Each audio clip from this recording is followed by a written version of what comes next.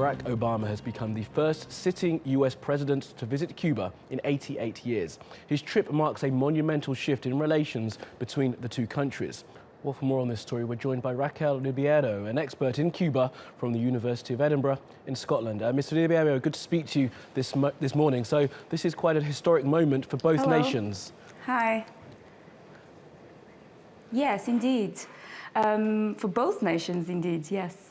And I think can you hear me? Yes, please carry on, Mr. Ribeiro.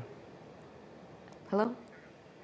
No, I was saying, yes, for both nations, for both the United States and Cuba, the visit is very significant, and it's an historic moment because this is the first visit in 88 years from an American president, but also because it also kind of means that the relationship between both countries is getting closer. And what do you make of the idea of legacy for both the men involved here? Obviously, Barack Obama will be out of office in a few months, and Raul Castro can't last forever. Are they thinking about the future and the future of how they're going to be seen historically? Well, yes, certainly Raul Castro won't last forever, and he already said that he would leave the government at the end of next year. So the fact that they both managed to speak, to sit down and establish this dialogue that was interrupted for so many decades is very significant. Raul Castro is a pragmatic man, and I think he understood that immediately when he took office, and the economic changes that the island has been seeing in the last 10 years are very significant.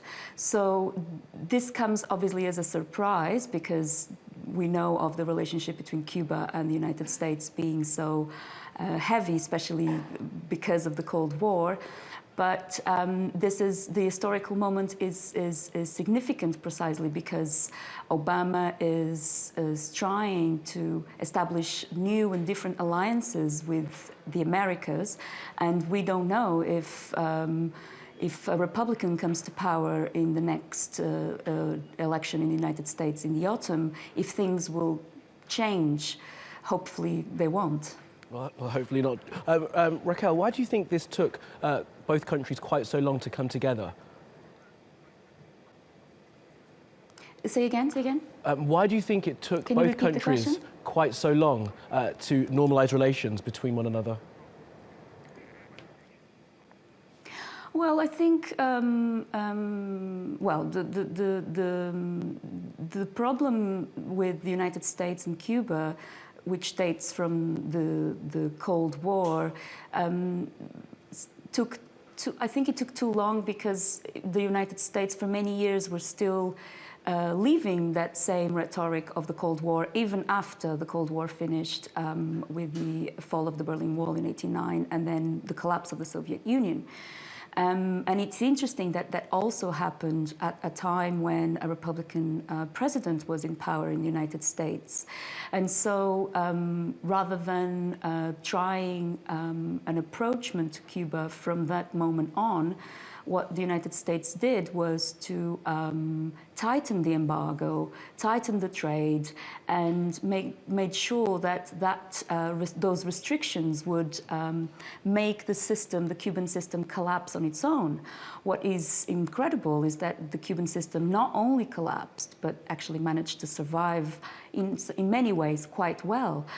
So I think this moment, Obama moving forward with this step, is actually quite almost like a reality check that there was nothing really that the United States could do or could have done in the last 58 years that didn't really change the state of Cuba, or the way Cuba sees itself and sees itself as a regional player in the Americas.